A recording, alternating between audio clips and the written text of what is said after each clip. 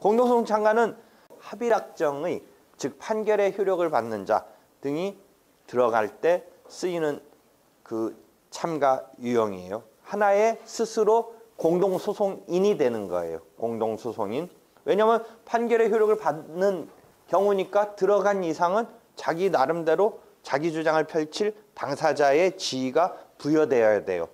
그러니까 공동소송인이 된다라는 의미에서 공동소송인이 되는 참가이다를 줄여서 공동소송 참가라고 부르는 거예요.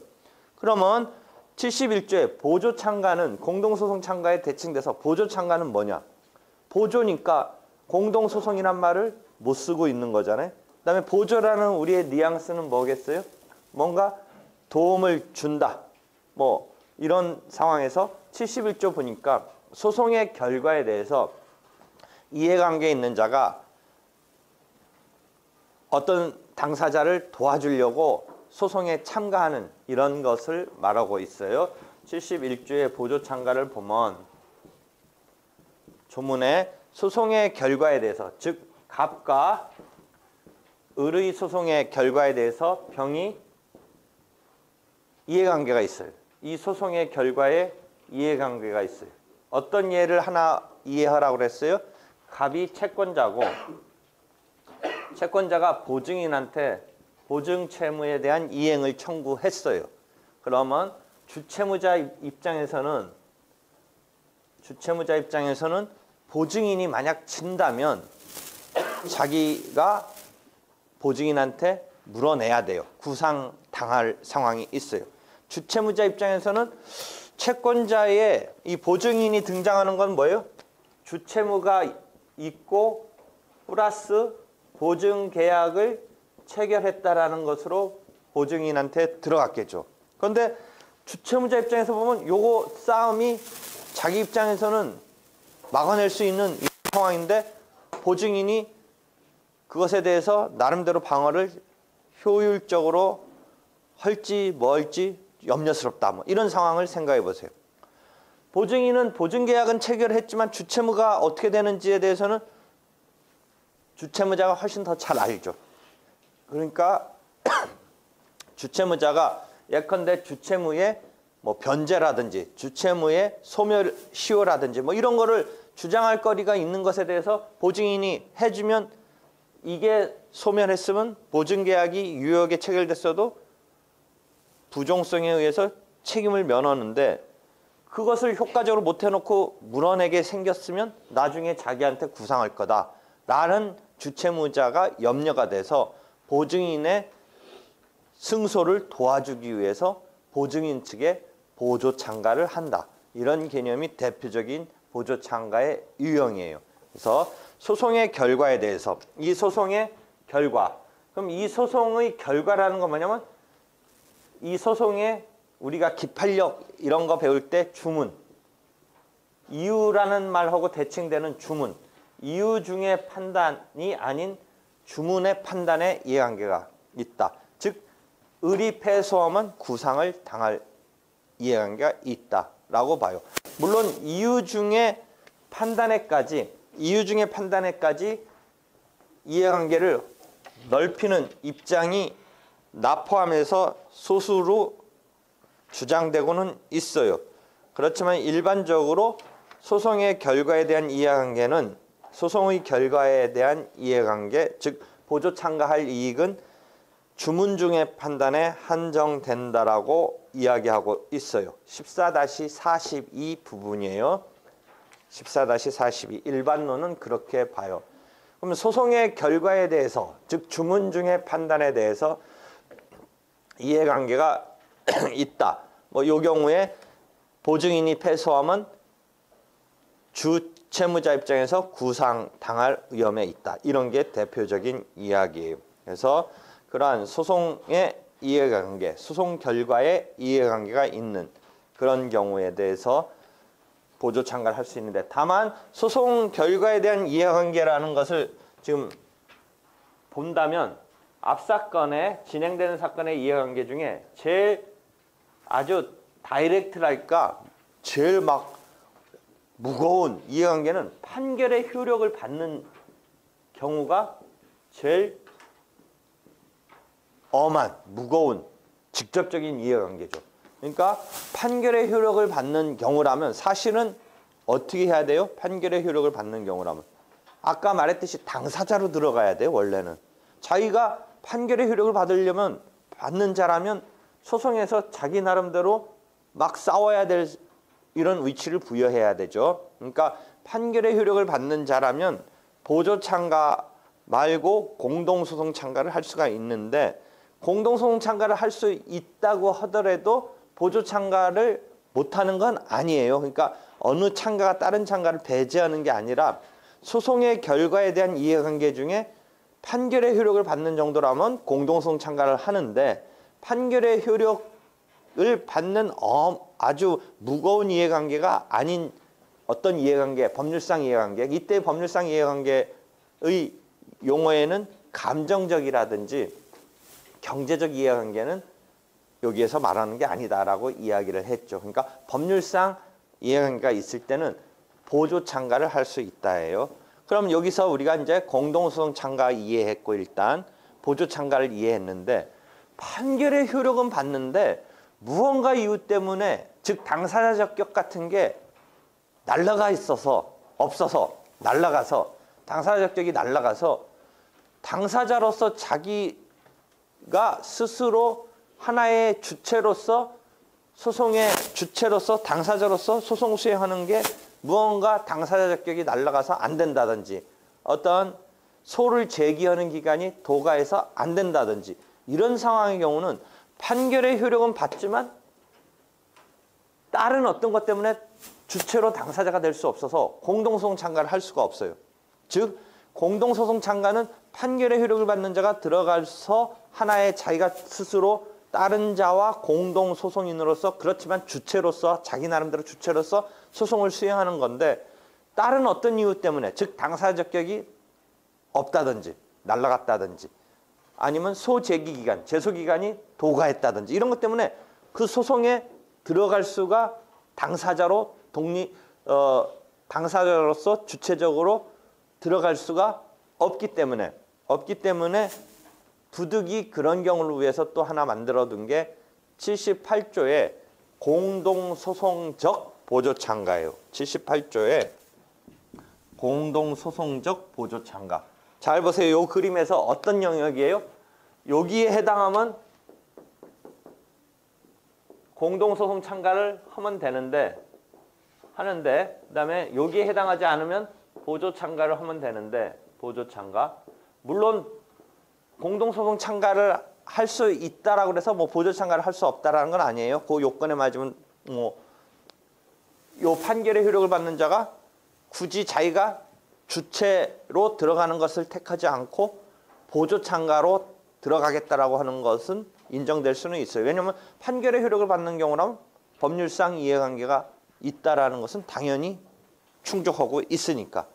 하여튼 지금 판결의 효력은 받는데 그래서 공동소송 참가를 하려면 자기가 주체로 들어가야 되는 이런 판결의 효력을 받는 자인데 무언가 이유 때문에 주체가 될 수 없다라는 것을 위해서 78조가 공동소송적이라는 말을 써서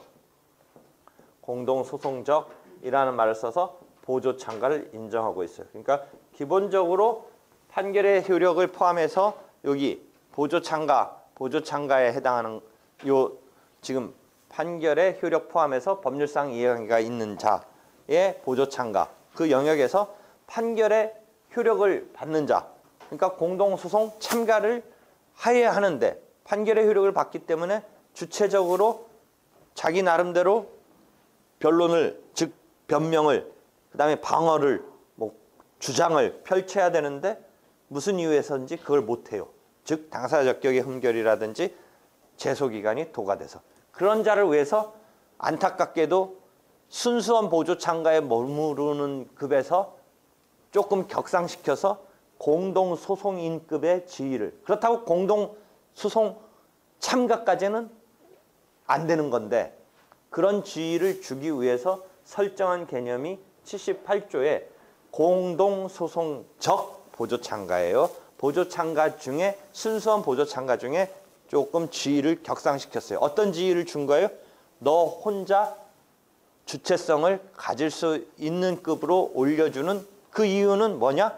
판결의 효력을 받는 자이기 때문에 공동소송인급으로 취급해주기 위한 하나의 보조창가 타입 중에 특이한 것을 77조 다음에 보조창가의 마지막 조문 다음에 78조에 보조창가에 더해서 공동소송적 보조창가라는 이 개념을 설정했어요. 그래서 이제 또 하나 창가가 나오네요. 공동소송적 보조창가가 나왔어요. 어떤 경우에 공동소송적 보조창가의 예는 어떤 예를 하나 가르쳐줬어요? 어떤 사람이 파산이 선고되면 자기 재산에 대한 관리 처분권이 이제 누구한테 빼앗겨요. 파산관제인이 등장해요. 파산관제인. 그래서 파산관제인이 그 사람의 재산에 대한 어떤 분쟁이 있어서 소송을 해야 된다면 파산관제인이 그래서 그 파산관제인의 지위를 뭐라고 했어요? 제3자의 소송 담당 중에 이제 채무자 회생 및 파산에 관한 법률, 종래에는 파산법이라고 되어 있는 채무자 회생 및 파산에 관한 법률에 의해서 나설 수 있게 했으니까 제3자의 소송 담당 중에 법정 소송 담당이죠. 제3자의 소송 담당 속에는 임의적 소송 담당이 있고 법정 소송 담당이 있다라고 했는데 임의적이라는 것은 본인의 의사에 의한 것이고 지금과 같이 파산법이 즉 채무자 회생 및 파산에 관한 법률이 파산관제인에게 소송 수행권을 줬지 본인 파산자가 맡아달라고 해서 맡는 게 아니거든요. 법에 그렇게 해놨기 때문에 파산관제인이 맡는 거니까 파산관제인이 등장하는 이 법적 성질은 제3자의 소송 담당 중에 법정 소송 담당인데 하여튼 파산자는 그 자기 재산이지만 소송 수행권이 빼앗겼어요. 그래서 파산관제인이 어떤 상대방하고 소송을 수행을 하는데 파산자 입장에서는 판결의 효력은 또 받아요. 왜? 자기 재산이니까 관리처분권이 박탈됐을 때는 어떻게 될 건가 생각해 봤을 때 파산관제인에게 소송 수행권이 넘어갔고 자기의 재산관리권은 파산관제인이 가져가는데 재산관리권은 행위 능력이 박탈됐다든지 이런 건 아니거든요. 결국은 하여튼 당사자로서 또는 법률 행위를 할 수 있는 능력으로서 행위 능력, 권리 능력 이런 개념이 나오는데 자기 재산이지만 소송 수행권만 없는 거예요. 실체법상으로는 관리 처분권이 없는 거고 실체법상 관리 처분권이 없으니까 소송법상으로 소송 수행권이 없게 된 거예요. 파산자는. 그렇지만 파산자는 자기 재산이니까 파산관제인이 소송을 수행한 것에 대한 결과는 파산자한테 가요. 조문이 218조 3항에 보면 소송 담당에 있어서 타인을 위해서 소송을 수행한 그 결과는 218조 3항에 보면 본인에게 기속된다 이런 조문이 있어요. 그런 대표적인 예가 또 하나 뭐가 있었어요? 예컨대 선정 당사자가 소송 수행한 것은 그 배후에 있던 선정자가 원래 자기의 어떤 사건이었을 거 아니에요. 그러니까 무언가 필요에 의해서 간이하게 우리가 소송을 수행하게끔 선정 당사자 제도를 마련하고 선정을 하려면 해라라고 마련해주고 있는 거죠. 그러니까 선정 당사자 제도는 제3자의 소송 담당 중에 법정이 아니라 임의적 소송 담당이라고 그랬죠. 그러니까 조문 소송법 53조에 있다고 그래서 법정이 아니라 원래 제3자가 소송 담당으로 나서는 것은 일반적으로는 허용돼서는 안 된다고 생각했지만 53조가 선정 당사자 제도는 특별히 인정하고 있는 건데 선정한다라는 본인의 의사에 의해서 나는 소송에 나서기 싫다.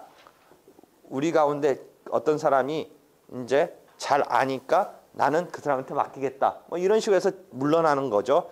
물러났지만 그 판결의 효력은 선정 당사자가 받은 판결의 효력은 선정자에게 미친다가 218조 3항이죠. 똑같이 마찬가지로 예컨대 채권자 대의 소송에 있어서 내려진 판결이 중간에 껴있는 채무자에게 미친다. 부분서 거기는 전원합의체 판결로 75년도 전원합의체 판결이 그 조문을 전제로 하되 무조건 미치는 게 아니라 알았을 때 하나에 미친다라고 채권자 대의소송에서는 조금 제한적으로 해석한다. 뭐 등등 우리가 218조 3항 기판력의 주관적 범위에 관한 설명을 배워온 바가 있어요.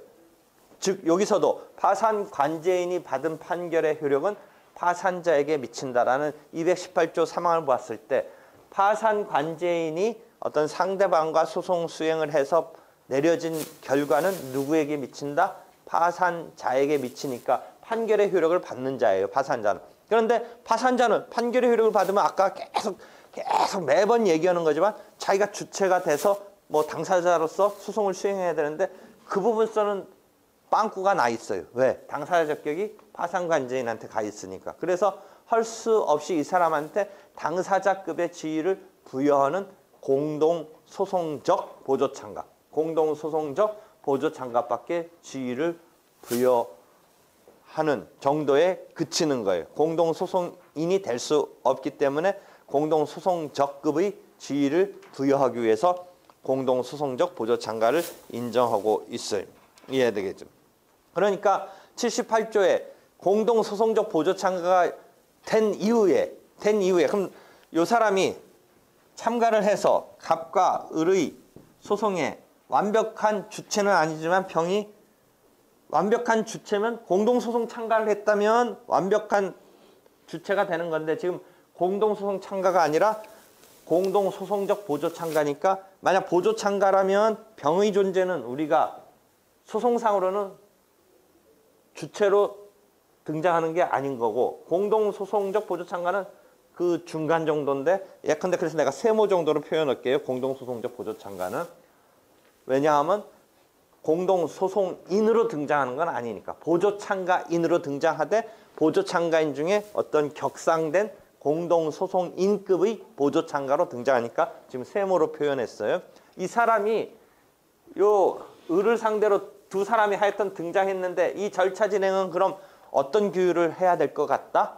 라고 했을 때 통상의 공동소송에 관한 규율인 66조에 의할 것이냐 필수적 공동소송에 관한 67조에 의할 것이냐인데 필수적 공동소송은 합의락정이 필요한 경우 판결의 어떤 결과가 엇갈리면 안 되는 그런 거니까 이 경우는 판결의 효력을 받는 자니까 67조의 그 규율에 따르도록 이렇게 이해하면 되죠. 그러니까 78조에 보면 67조를 준용한다 이렇게 되어 있잖아요. 지금 78조에 공동소송적 보조참가를 보면 67조의 규정을 준용하도록 되어 있죠. 맞죠? 그렇게 되어 있잖아요. 그래서 그러한 이해를 하면 이 절차 진행은 67조에 의할 것이다라고 이해할 수 있어요. 최근에 하나 문제가 됐는데 갑이 그렇게 해서 꼭 지금 파산 관제인과 파산자 사건은 아니고 또 다른 사건의 어떤 공동소송적 보조참가의 사건이었는데 이렇게 자기는 이제 열심히 싸우려고 했는데 갑이 참가를 당한 갑이 소를 취하해버렸어요. 소를 취하했어요. 갑이. 그랬을 때 어떻게 되겠는가의 문제가 하나 최근에 불거졌어요. 우리가 소치하를 계속 이야기했는데 앞에서 뭐 하나 이야기했어요. 필수적 공동소송은 전원이 소송을 수행해야 된다. 그래서 누락된 자가 있을 때 어떡하냐. 요까지 뭐 이런저런 얘기를 막 해왔는데 제대로 다 여러 명이 필수적 공동소송 관계로 처음에는 의기투합해서 잘 소송을 하는 것으로 갔는데 소송 도중에 누가 하나가 삐졌어요. 소송 하나가 삐져가지고 땡깡 부리면서 소치하를 하겠다라고 하는 거예요. 그럼 어떻게 되겠어요, 소송이? 만약 그 사람 빠져나가면 전원이 소송을 수행하지 않으면 안 되니까 부적고 각하될 판인데 이 한 사람이 지금 빠져나가겠다는 거예요. 소치하 자체는 자기 혼자 하는 행위인데 이 혼자 하는 행위가 남한테 민폐를 끼치게 돼요. 왜냐면 이 전원이 소송 수행하지 않으면 안 되니까. 그러니까 67조 1항에 어떤 게 있어요? 필수적 공동소송 관계일 때 1인의 행위는 모두의 이익을 위해서 효력이 있다라고 했기 때문에 한 명이 소치하를 하면 나머지한테 불리하게 돼요. 그래서 이건 유리한 행위가 아니니까 효력을 주지 않고 있어요. 그러니까 소송에 처음부터 뛰어들지 않았을 때는 그 한 명을 어떻게든 이렇게 넣기 위한 뭐 여러 가지 생각을 했는데 처음에는 스무스하게 잘 출발을 했어요. 출발을 했는데 소송 도중에 나 나자빠지면서 안 하겠다라고 하는 사람이 나왔을 때 어떡하겠냐 이거죠. 그 한 사람이 그렇게 해버리면 나머지도 타격이 오네요. 왜? 그 한 사람이 나가버리면 나머지 갖고는 이게 부적부각하가 되니까. 그랬을 때 그 한 사람의 소치하는 이제 전원을 위해서 불리한 행위로서 효력이 없다라고 하는 거예요. 그렇죠? 만약 상의 공동소송이라면 한 명이 소치하는 건 당연하고 남한테 민폐되느냐 마느냐는 신경 쓸 필요 없지. 독립의 원칙이니까. 이해하겠어? 독립의 원칙이 작동하면 민폐냐 아니냐 말할 필요 없어. 자기만 그냥 빠져나가면 돼. 이게 통상의 공동소송이 아니라 합의락정을 위한 67조가 규율하니까 한 명이 소치하를 해버리면 민폐가 돼서 문제가 되는 거죠. 그죠? 되겠죠? 이해됐어요? 그런데 그럼 유사필수적 공동소송 관계에 있는 자 중에 한 명이 소를 취하면 어떻게 되겠어요? 고유필수적 공동소송 관계는 공동소송이 강제되니까 한 명이 나가겠다라면 67조 규율 뭐 등등도 생각해 볼 수 있지만 그 이전에 직관적으로 한 명이 나가 떨어지면 안 되겠다 이런 생각을 아까 했는데 같은 67조에 적용을 받는 규율을 받는 유사필수적 공동소송 관계에 있어서는 한 명이 안 하겠다고 나자빠졌을 때 여러분이 그냥 직관적으로 나가려면 나가라라고 해도 되겠다 안 되겠다 생각했을 때 판단해 보세요. 그게 문제가 불거졌는데 어떻게 판단해 보세요. 여러분 판단이 그 판례의 판단하고 똑같을 거예요. 유사필수적은 강제된 게 아니니까 본래부터 강제된 게 아니니까 물론 강제된 건 아니지만 그렇게 해서 여러 명이 등장했을 때의 규율은 67조로 한다고 했지만 한 명이 또 빠져나가겠다라면 강제된 건 아니었으니까 오케이 안 된다 아니면 오케이 어느 쪽이겠어요? 괜찮다 안 된다 해서 괜찮다 그렇죠. 이제 갑이 소를 취하했는데 병은 피참가인이 소취하니까 병은 중간에 황당해지는 거예요. 이 사람을 기반으로 자기가 공동소송적 보조참가를 했죠. 그런데 스스로 완벽한 주체가 될 수는 없는 그런 핸디캡을 갖고 있기 때문에 공동소송 참가를 하지는 못했어요. 그래서 공동소송적 보조참가를 했는데 갑에 의해서 약간은 공동소송적 보조참가는 보조참가니까 기본적으로 갑에 종속되는 이런 성격인데 기본 보조참가적인 그 관계니까 갑이 소를 취하니까 병이 조금 벙쳤어요. 그래서 병의 입장에서는 갑의 소치하가 없었으면 하는 생각인데 그래서 문제가 불거졌는데 법원의 판단은 뭐예요? 갑이 소를 취하하는 것은 무방하다. 병이 싫든 좋든 싫어하든 좋아하든 무방하다. 왜? 고유필수적 공동소송 관계라면 모를까? 유사필수적 공동소송 관계에 있어서는 67조가 적용이 되더라도 고유필수적 공동소송에서는 67조가 적용되면 1인의 행위는 불리하니까 안 된다라고 했지만 여기서 유사필수적 공동소송 관계에서 67조가 적용되기는 하지만 본래 성질이 공동소송이 강제되는 건 아니니까 한 명이 빠져나가겠다라면 할 수 없이 빠져나가는 걸 유효하게 인정할 수밖에 없는 거 아니냐가 판례가 하나 나왔어요. 이해되겠죠? 그럼 다시 정리하면 필수적 공동소송 관계에 있는 자 중에 1인의 소치하는 인정될 수 없다라고 할 때의 그 필수적 공동소송은 앞에 정확히 말하면 고유필수적 공동소송일 때는 인정할 수 없다예요. 반면 유사필수적 공동소송 관계에 있어서는 1인의 소치하는 인정된다. 1인의 소치하는 인정된다. 이해되겠죠? 그런 상황이 벌어졌어요. 다시 돌아와서 이제 우리가 지금 참가에는 공동소송 참가, 그 다음에 보조 참가, 그 중간 영역인 공동소송적 보조 참가를 이야기했어요. 조금 이제 78조 다음에 하나 또 나오는 참가는 79조, 80조에 독립당사 참가가 나와요. 독립당사 참가. 느낌이 어때요? 제3자가 독립해서 참가하는 거다. 제3자가 독립해서 참가하는 거다. 라고 등장하는 거네요.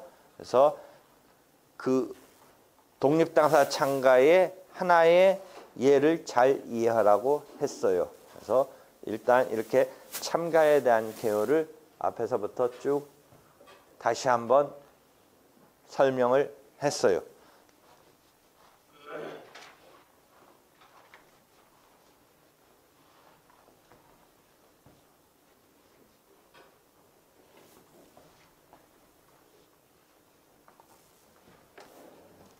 보조 참가에 대한 설명으로 또 차분히 진행해봐요. 보조 참가에 대한 설명으로. 보조 참가 14-38.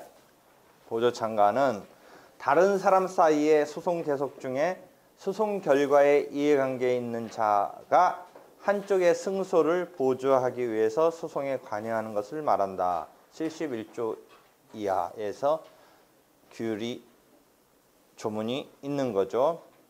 그래서 다른 사람 사이의 소송 계속 중에 승소를 보조하기 위해서, 그 다음에 당사자로 들어가는 건 아니라고 그랬죠. 그 다음에 소송 결과에 대해서 이해관계가 있는 자.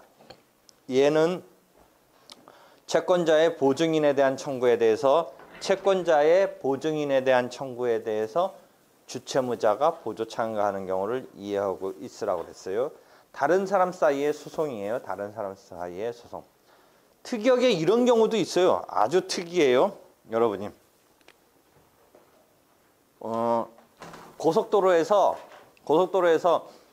이렇게 차 몰고 가다가 앞에서 철판 같은 게 탁 튀어 올랐어요. 앞차가 이렇게 바퀴가 이제 이렇게 엇박자가 나면서 이게 탁 튀어 올랐어요. 뭔가 이 모서리 같은 데 탁 해서. 근데 그게 생각외로 여러분이 내가 미국에 있고 이럴 때 나는 안 경험했는데 막 동물이 차를 뚫고 들어와요. 여러분이 그 어마어마한 속도가 부닥치면 노루 막 이런 게 야생 비슷한데 막 그런데 껌껌한 데서 갑자기 이 사슴인가 노루인가 이런 건 또 불나방만 불을 좋아하는 게 아니라 이 헤드라이트를 좋아한다는 거예요. 갑자기 차가 이렇게 약간 껌껌한 어떤 숲길 같은 데 이렇게 한적한 데 가고 있으면 이게 이 헤드라이트 불빛에 너무 좋아해가지고 뛰어드는 거예요. 그래가지고 이 차속도와 그 한 5, 60km, 100km짜리 막 이런 동물이 그냥 부닥쳐버리면 이게 뚫고 들어와서 죽는 경우가 가끔가다 나더라고요.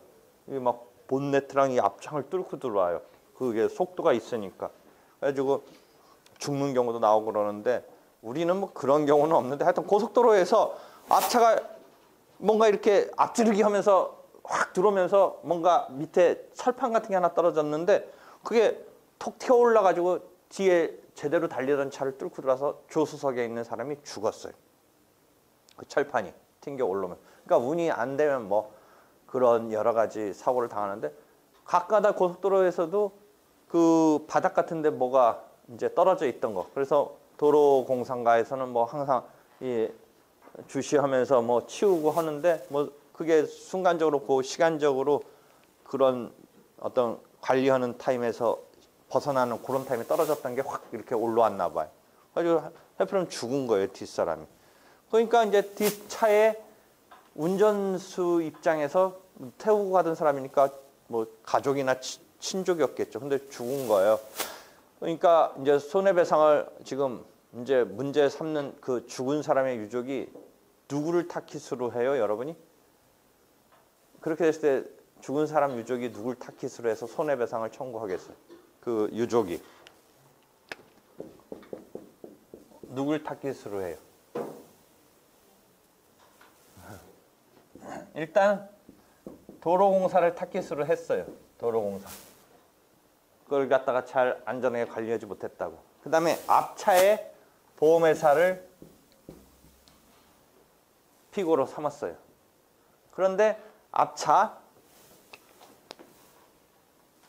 그 다음에 또 하나 여러분이 생각 못하지만 원래 자동차 손해배상 보장법상 그 사람을 다치게 했을 때 또는 죽게 했을 때 그 차량이 운전한 사람은 무과실 책임을 지는데 마치 우리는 그런 거를 길거리에서 다른 차에 의해서 쳤다. 그래서 이 다친 사람, 죽은 사람이 그 운전한 측에 손해배상을 청구한다라는 생각만 하면 잘 요 생각이 안 떠오르는데 그 탔던 차량을 운전한 아무리 가족관계라도 그 사람한테 손해배상 청구하는 거예요. 그러니까 우리가 길거리 걷다가 다쳤다라는 것만 생각할 게 아니라 차 안에 타고 있었던 사람이 왜 죽거나 다치게 됐어요? 어떤 거에 의해서? 그 차에 의해서. 그 차량을 운전하는 운행자에 의해서 지금 피해를 입은 거예요. 그러니까 탔던 사람 입장에서는 그게 뭐 가족관계라도 일단 가해 차량의 그 차에 대해서 즉 보험회사. 그래서 그 보험 안 들었으면 누구한테 청구하냐면 그 운행자인 차 주인한테 하는 거죠. 결국 차 주인이 보험회사가 그걸 해주는 건데 그게 현대 해상화재였었어요. 그 타고 있었던 차량의 보험회사는. 그렇게 해서 3곳을 픽으로 걸었어요. 그런데 희한하게 도로공사랑 쌍용은 유족 측이 깨졌어요. 도로공사는 다 잘 관리감독했다. 그래서 도로관리를 잘 했기 때문에 도로공사 책임이 없다. 이렇게 해서 갔어요. 그 다음에 쌍용은 우리는 볼 때 쌍용이 이렇게 그 보험에 든 차량이 튕기쳐서 잘못했다고 보이는데 그건 불가항력으로 그 사람이 할 수 없는 그리고 튕기친 것에 대해서는 책임이 없다. 이렇게 해서 빠져나갔어요. 그래서 결국 누구에게 책임이 물어졌냐면 아까 말한 대로 이 현대 그 탑승했던 차량의 보험회사가 물어주는 것으로 1심 판결, 실은 2심 판결인데 하여튼 하급심이 그렇게 판결이 내려졌어요. 하급심에서 그렇게 판결이 내려졌어요. 그러면서 이런 판결이 내려진 상황에서 2심에서 이렇게 판결이 내려졌는데 이 경우에 현대해상보험은 자기 건에 대해서는 그냥 수긍했어요. 자기네가 졌지만 수긍을 했는데 자기 입장에서는 이 앞차 예컨대 도로공사 또는 앞차 그래서 일단 도로공사를 복잡하니까 지워봐요. 자기 입장에서는 앞차 튕기치고 막 간 차량의 보험회사가 책임을 적어도 같이 져야 될 것 같은데 거기는 싹 빠져나가고 있는 거예요. 거기는 책임이 없다라고 판결이 내려지니까 그게 불만이에요. 자기네는 자기네 나름대로 해주겠지만 이 앞차 튕기치는데도 오히려 그쪽이 책임지든지 아니면 서로 간에 같이 진다든지 해야 될 판이라고 생각해요. 그래서 그런 사건이 번졌는데 자기 거는 수긍하면서 이 유족 측에 항소를 하면서 예컨대 상소를 하면서 보조 참가를 했어요. 상소를 하면서 보조 참가를 했어요. 여러분이 참 특이한 상황이 벌어진 거예요. 자기 거는 그대로 수긍을 했어요. 그 다음에 이 부분에 대해서 유족은 이쪽에 이겼으니까 그냥 마무리해서 피해 배상을 받고 끝날 생각이었는지 뭐였는지 가만히 있는데 오히려 자기네가 볼 때 이놈아 물고 늘어져야 되는데 유족이 가만히 있으니까 유족 측에 보조 참가를 이제 하면서 보조 참가인으로서 상소를 했어요.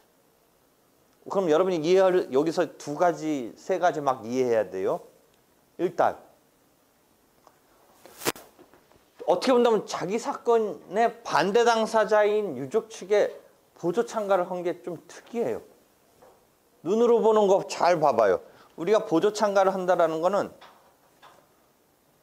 자기 반대 당사자의 보조 참가한다는 걸 생각해 볼 수 있겠어요? 갑을이 싸우는데 자기가 반대 당사자이면서 여기다 보조 참가를 한다. 이거 상정해 봐요. 지금 여기 보세요. 이것만 딱 떼놓고 보면 누구한테 보조 참가했어요? 유족한테 보조 참가한 거예요. 현대가 지금 쌍용을 잡으려고 유족 측에 보조 참가를 했는데 요 그림으로 본다면 자기가 반대 당사자의 보조 참가한 꼴이에요. 자기가 반대 당사자의 보조 참가한 꼴이 돼요.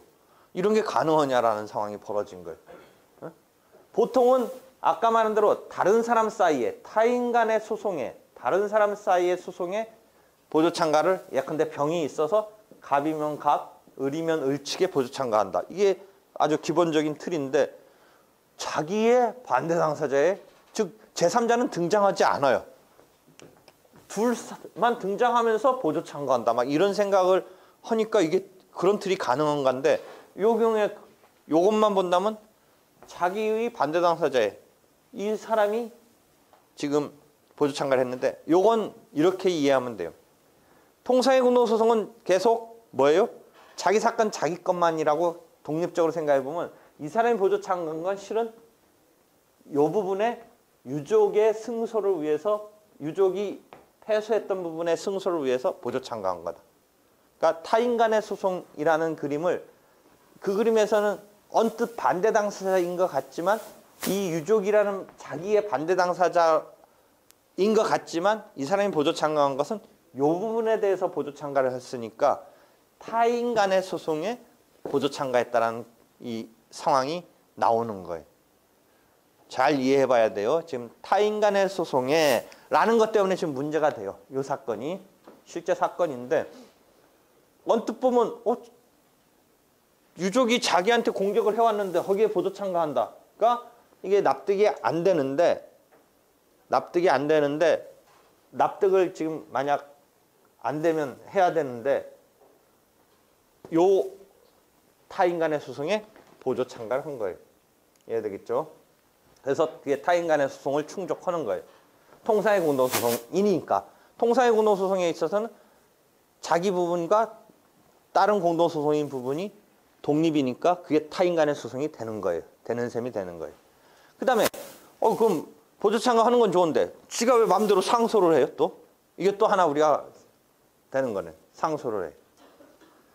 보조 참가인이 할 수 있는 행위는 76조 등에 보면 모순돼서 어긋나는 행위는 할 수가 없어요. 피참가인, 우리가 이제 참가인, 피참가인 용어 구사해 보세요. 참가한 사람이 참가인이고 참가인이 어느 쪽에 이제 참가를 했을 때 그 피참가인이라고 하는 거죠. 참가가 되는 그 사람을 피참가인이라고 하는데 피참가인의 행위에 모순되거나 어긋나는 행위는 기본적으로 할 수 없죠. 종속적 지위니까. 그다음에 피참가인한테 불리한 행위는 할 수가 없겠죠. 종속적 지위니까. 뭐 그런 이야기를 우리가 설명을 했죠. 설명을 했었어요. 그러면 상소는 피참가인한테 불리하냐 유리하냐 생각해 봤을 때 어떻게 했어요? 뭔가 패소한 걸 전제로 상소하는 거니까 좋은 쪽으로 승부를 이끌어내기 위해서 한 번 더 심사를 요청하는 거니까 상소라는 행위는 가능한 거예요. 보조 참가인.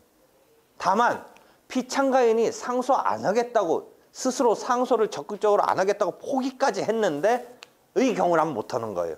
그거에 어긋나서는 못하니까 피참가인이 상소 안 하겠다고 상소를 포기한 경우에는 못해요. 그렇지만 그렇지 않은 정도에서 소극적인 이런 상황에 있을 때는 보조 참가인이 상소를 하는 게 불리한 행위도 아니고 어긋난 것도 아니고 가능하다고 보는 거예요. 이해되겠죠? 그래서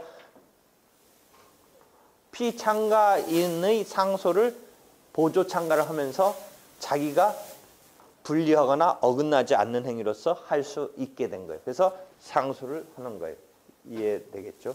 그래서 그런 거가 어떤 지금 보조 참가에 있어서 두세 가지 쟁점이 있는 사례였었어요.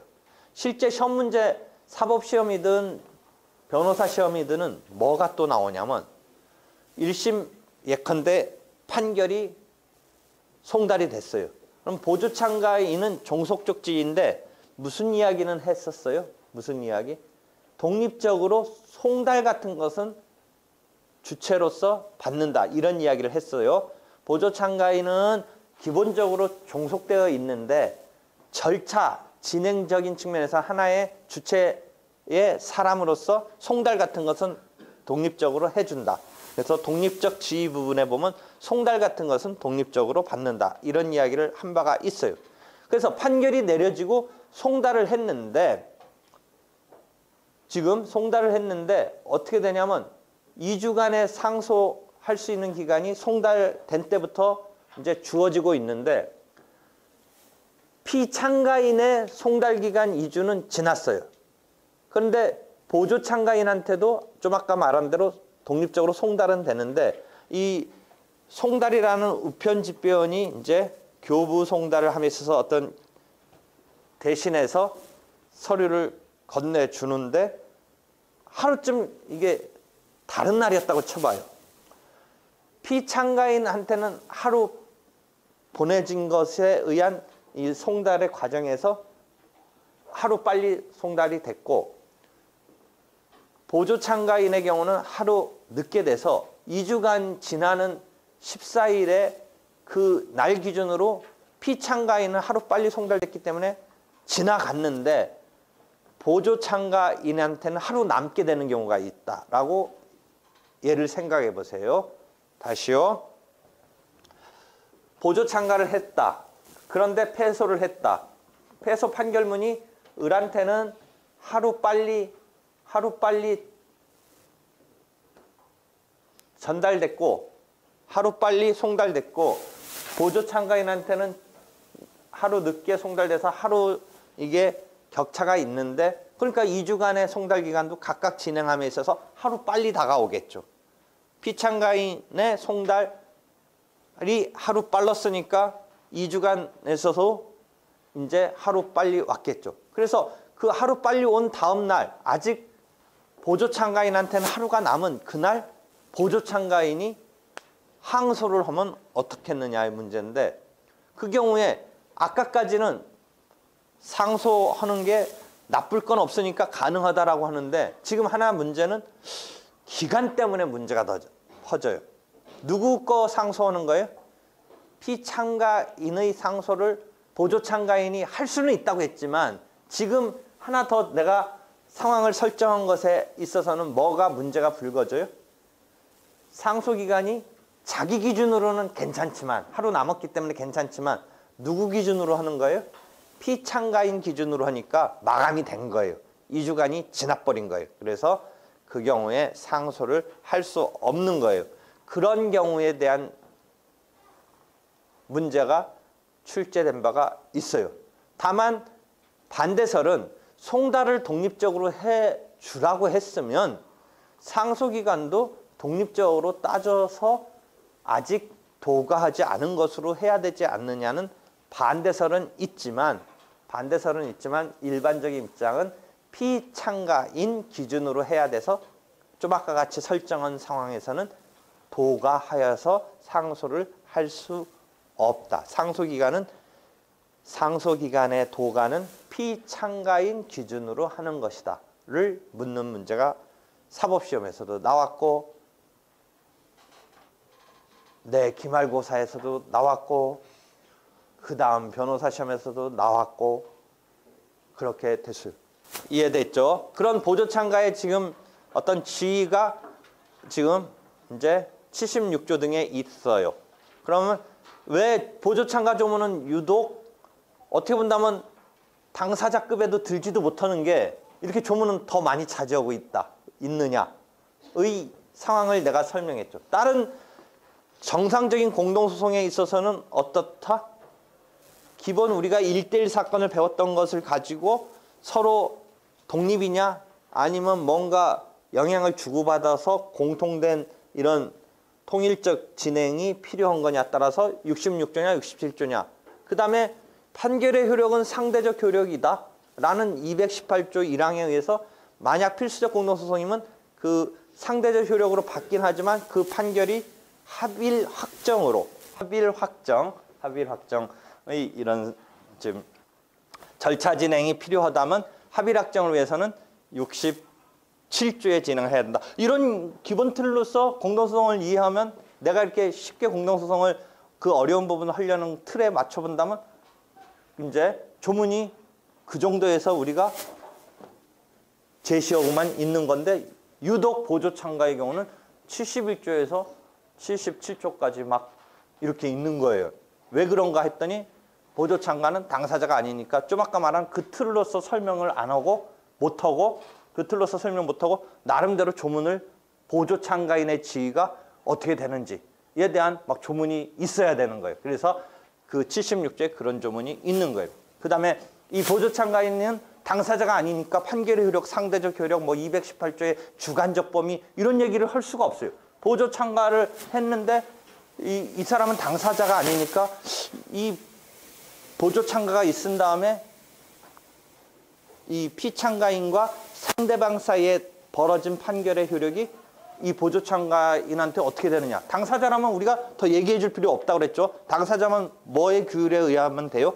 218조에 가서 생각해 보면 되는데 그게 아니니까 77조 우리가 참가적 효력이라고 부르는 참가한 상황에서 피참가인과 상대방 간의 판결의 효력에 대해서 무언가 구속을 시키는 기판력은 아닌, 우리가 판결의 효력으로서 기판력이 아닌 어떤 효력을 규율하기 위한 조문을 77조에 두고 있는 거예요. 그래서 조문이 막 있는 거예요. 그럼 참가적 효력이라는 게 뭐냐? 아까 그림에서 주채무자가 보조 참가를 했다. 주채무자가 지금 보증인의 패소를 막기 위해서 보조 참가를 했는데 결국 이 사건의 판결의 효력은 누구와 누구 사이에만 미치는 거예요? 갑과 을 사이에 미쳐서 갑이 이기고 보증인이 패소했다. 그 패소하게 된 것은 나름대로 주채무의 소멸을 다투었지만 주채무가 소멸한 것이 아니라는 법원의 판단하에 원고 손을 들어줬어요. 그러니까 주채무가 소멸한 게 아니에요. 그런 상황에서 그 앞 판결의 주관적인 범위는 갑과 을 사이고 앞 사건의 객관적인 판결의 내용은 보증인이 보증 채무를 이행하라라는 판결인데, 그렇다면 병은 보조 참가를 하고 나서 어떤 후속적인 효력이 생기느냐 부분서 77조가 이른바 참가적 효력이라고 부르는, 즉 나중에 을이 병을 상대로 이제 구상금 청구를 했을 때 병이 여기서 주채무는 소멸했으니까 나한테 구상하는 것이 부당하다라는 식의 다툼을 벌일 수 없는 그런 효력이 참가적 효력이라고 하는 거예요. 참가적 효력. 즉 앞 사건에서는 갑과 을 사이의 판결이고, 두 번째 사건은 을과 병 사이의 사건이니까 앞 사건의 판결의 효력이 뒷사건의 주관적 범위가 미치는 건 아니기 때문에 뒷사건에서 두 사람 간에 연락에 싸우는 것은 가능한 건데, 다만 연락에 싸우는 와중에 이 앞 사건에서 주채무가 소멸했느냐라고 내세웠지만, 주장을 펼쳤지만 받아들여지지 않은 그 점은 그대로 이 두 번째 사건에서도 전제로 해서 싸움을 벌려야 된다. 그럼 앞 사건에 있어서 주채무의 소멸 여부가 을과 갑 사이에 벌어진 이 승부가 결국은 주채무가 인정된다라고 최종적으로 법원이 심증을 가져서 원고 손을 들어준 이 앞 사건의 그 내용이 을과 병 사이의 2차전에서도 작동을 해서 병이 주채무의 소멸을 여기서 그대로 주채무가 인정됐던 것을 갖고 와서 작동을 하니까 여기선 주채무가 끝난 건데 구상 내가 해주는 것에 대해서 너가 나한테 주장하는 게 부당하다라는 다툼은 적어도 주채무의 소멸을 다시 한번 여기서 끄집어서 병이 갑한테 반박하는 데는 주채무의 소멸은 앞 사건에서 소멸되지 않았다라고 한 부분이 작동해서 그대로 끌고 와서 그 부분은 판단을 앞 사건의 참가적 효력으로서 병이 주장하면 안 된다라는 그런 효력이 갑을 간의 앞에 갑을 간의 사건에 주채무의 소멸을 다퉈졌던 것은 그대로 여기에 작동해서 그것은 다시 2차전에서 벌리면 안 된다라는, 즉 참가한 이상은 을과 병 사이의 2차전에서 기판력은 아니지만 그런 효력이 작동한다라는 것이, 그런 효력이 77조의 우리가 효력인데, 이른바 그것을 참가한 상황에서 2차전이 벌어졌을 때 신의칙상 그것은 다시 물고 늘어지는 것은 안 된다라는 의미의 참가적 효력이라고 부르는 그런 효력이 생긴다.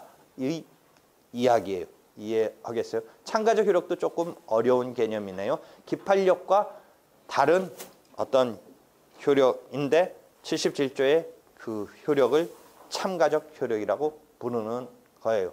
이해해 보세요. 여기까지 또 질문 있으면 해요. 없으면 수고했고요.